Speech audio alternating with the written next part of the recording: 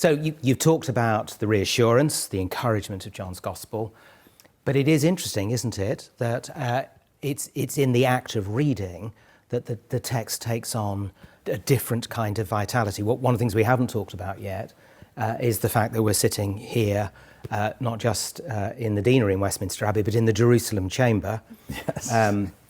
Part of what was the abbot's lodging, but also, and this is a particular residence, given what we're talking about, one of my predecessors, Lancelot Andrews, was one of the translators of the authorised version, the King James version. He chaired one of the committees.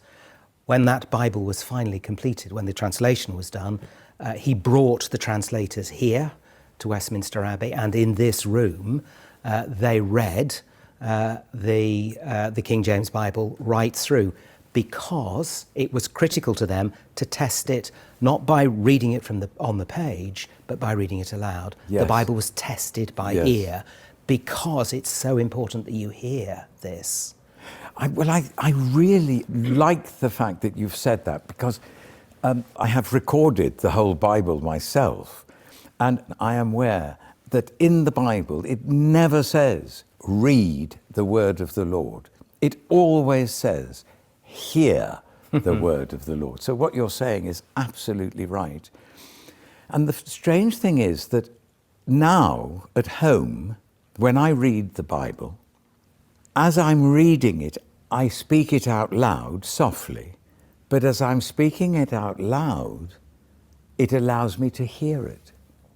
So it's coming out of the mouth, but going into the ear. And that is a very intimate relationship that you have with what you're reading. And I think, how often do we read the gospel in its entirety, rather than sit down and just pick out little pieces that you're trying to remember, or you may wish to use for some reason, or to remind yourself?